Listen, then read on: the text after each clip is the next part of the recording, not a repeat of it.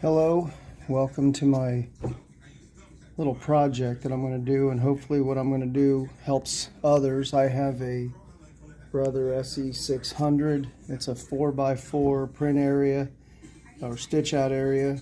Keep in mind I am a beginner. I've only done probably a dozen projects, so I am a beginner, but with my mechanical background I've came up with a few things that I noticed right away were going to be an issue, so I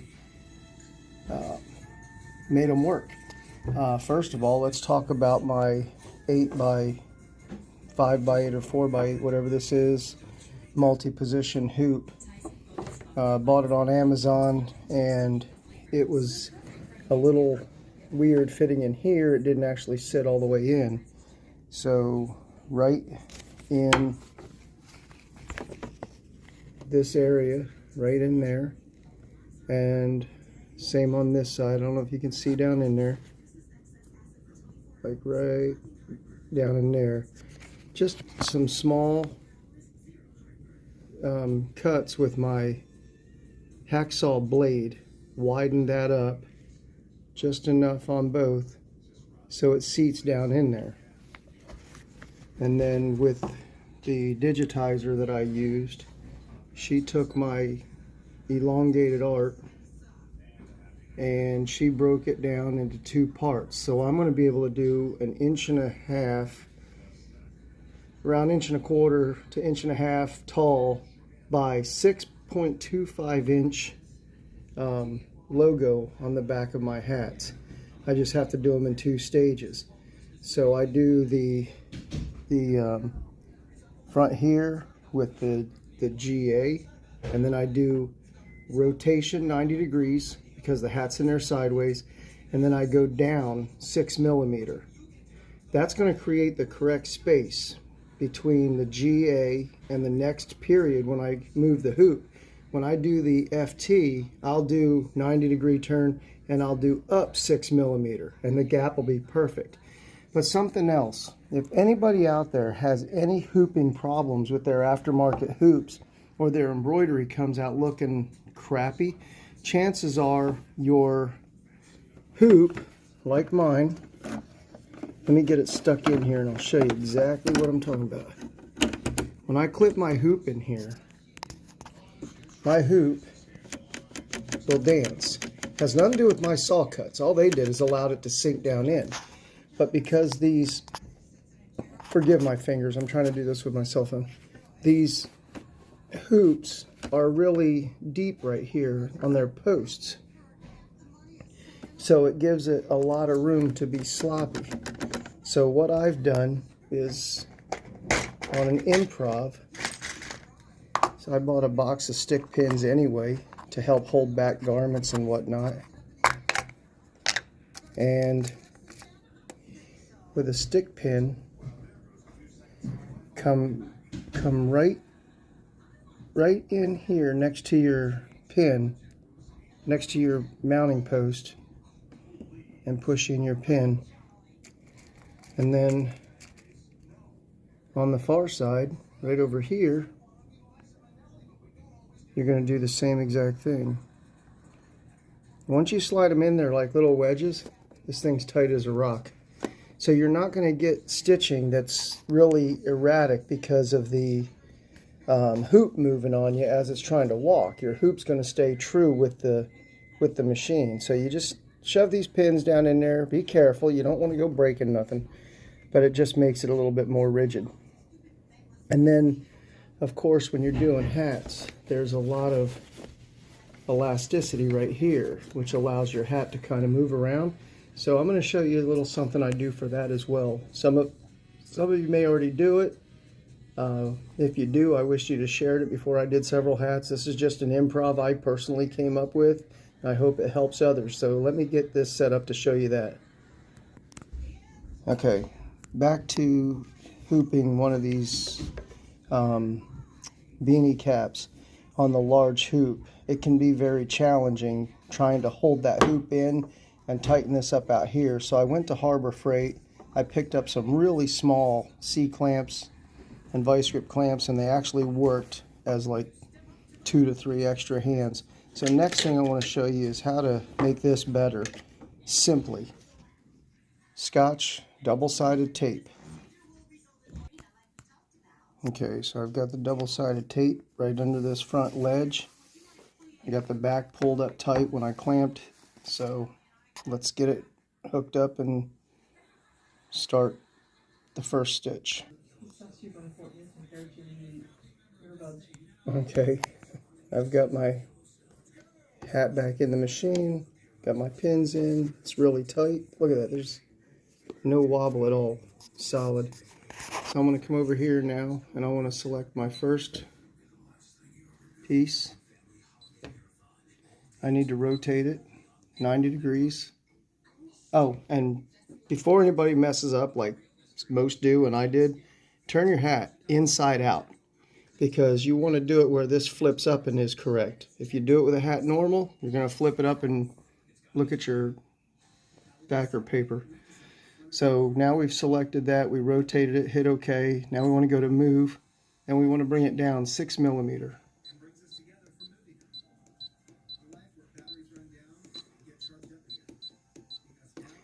Right here you'll see it says 6 millimeter. Now by moving that down, it's going to create the gap because your machine always wants to print from center out. So when you move this over there, it goes from center out, and what will happen is your letters will overlap. Or not your letters, but your artwork. So your art's always going to try to find center.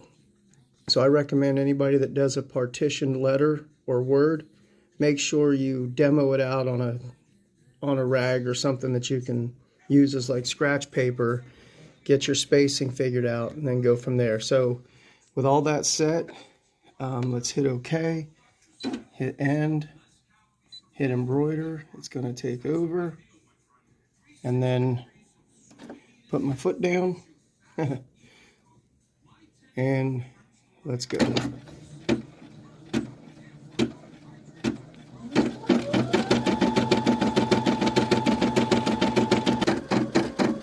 Just a sneak peek at the progress. You see the pins back here, just making that ride 1 to 1. No moving around. They're out of the way. And make sure you don't wedge nothing between here and here, because this has to be able to slide. That's why I chose that area there.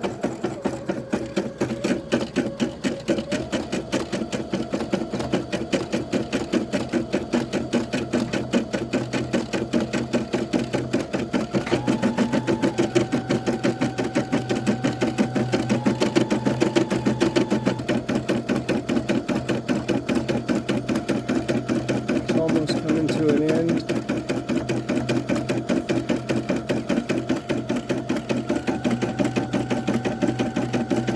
Once it gets done, and we'll walk through the repositioning. Just going to tie it off, cut it, and now let's reposition. Lift your presser foot up, pop your pins out, and just lift this up here and move it all the way down to the final 2. Again, it's very loose, so you want to pin it so it's rigid. So much easier to do with 2 hands, but I'm trying to be helpful. So you get that in there, solid as a rock. So let's come up here, hit OK. Let's back out of our art, hit OK.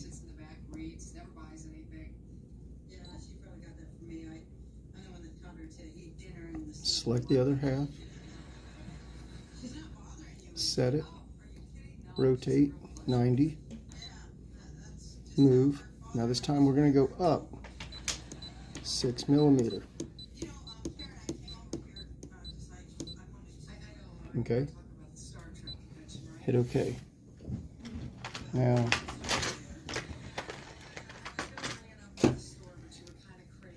once you get everything all set, you got your hat in there, Get your tagline, put your foot down. It didn't turn green because I didn't hit end edit. So now we're good to go. I got my green light. So we're all set. It's showing it's a 4-minute stitch out. So here we go. See how that slid all the way over there? If I didn't do the 6mm on both, that stitch would have landed right on that A.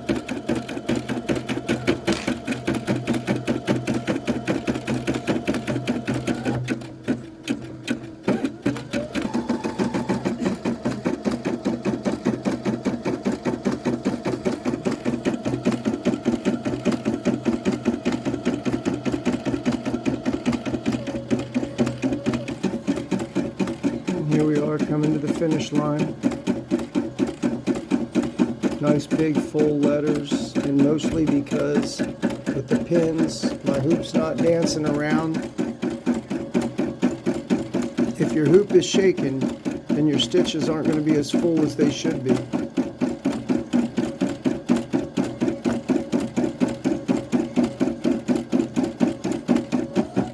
That should do it.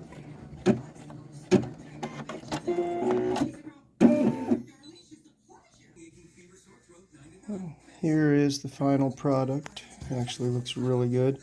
You can see the tape doesn't even stick any longer. It peels right off. So yeah, let's get it turned over and do the other side. Then I had another video interview with... Okay, let's get ready to hoop for my assassin guy. He goes on the front. The acronym on the back. He's going to be on the front, but he's going to be on the front right panel. So you have to be over here, and you want to make sure that you're somewhere, you know, to the left of this seam. So here's what I do. I take Avery 2x2 squares. Then I take that 2x2 square and I put it in the general area of where I think that I'm going to want the little assassin guy to end up on the hat. And then I begin to hoop. So being mindful that we print from center out, my pattern is 2x2, so I want to put this square as close to center of that hoop as I can have it.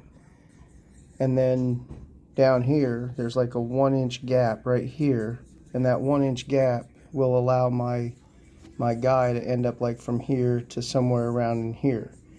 So you have to be mindful of the location of your garment. So let's go ahead and get this hat hooped in. Alright, so now I'm hooped in, locked in. I can feel my sticker off. I know I'm going to be centered.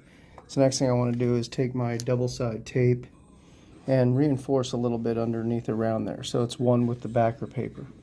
Okay, alright, I'm back. I'm hooped in, got my tape underneath, and this is the factory hoop that came with Brother, and as you can see, it's already solid. I don't need to use the stick pins for additional support.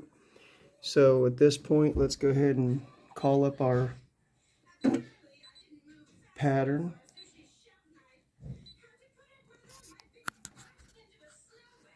So this time it's going to be the little assassin. And I want to pay close attention to the stitch direction. I'll show you in a second what I'm talking about. Okay, so I went back and I redid the art, and it still is not changed to do the green first. If I do the black first, the green covers the eyes. So what I want to do is go here to plus, and I want to go plus and hit OK, and now it's going to do the green part first. And then I'll go back, I'll have to reset, and then I'll let it do the black part after I change the thread. If you don't do that, it's going to be backward. And make sure your hat's still inside out. If you turned it around to inspect the other one you just did on the other side and forgot to turn it back, you're gonna have a messed up hat. So, all right, so let's go ahead and put our presser foot down. We got a green light. We're set to do the green first. Still got the green thread in. And this is a 7-minute stitch out.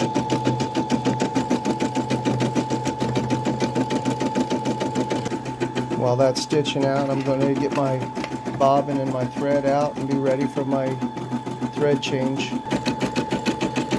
If anybody's looking for a digitizer to do some of their art, ask me or whatever, or I can drop a link somewhere perhaps, or a name, but the lady that does my digitizing has done a fantastic job. There was a couple little spots or something that I wish looked different, and she took the art back and she improved them, and she stayed with me until I was satisfied with what I had. Extremely fast turnaround and very, very reasonably priced.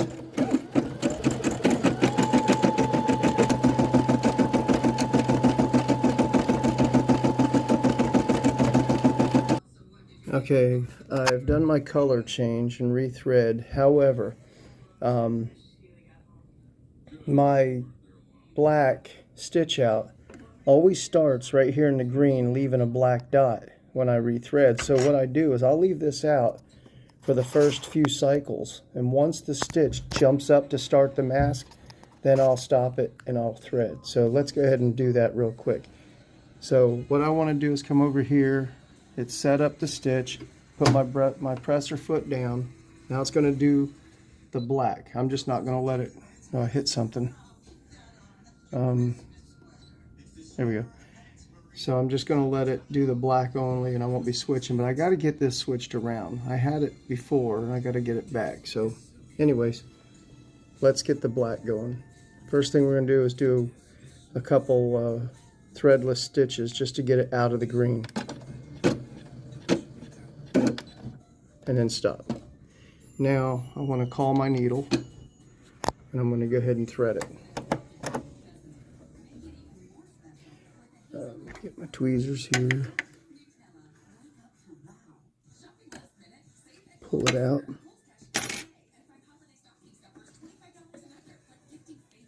Like this. Now I know that's an awful lot, so I know right about where my machine tries to tuck and tie from, so I'm just going to cut it right about there, and then I'll clip the tag line later. So let's go ahead and finish the black.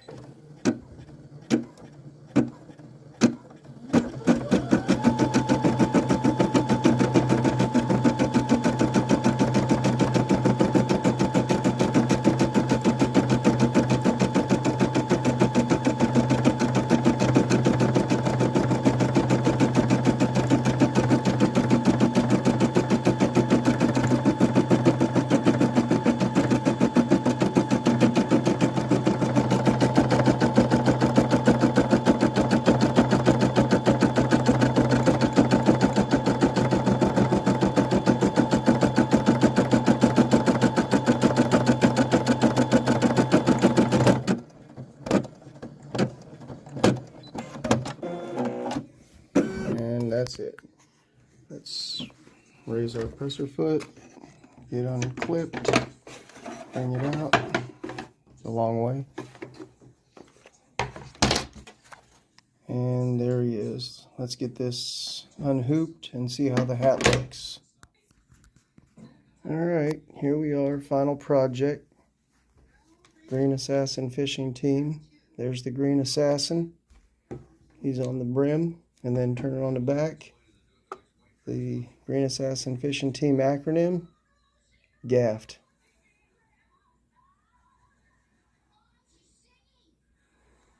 Thanks for watching.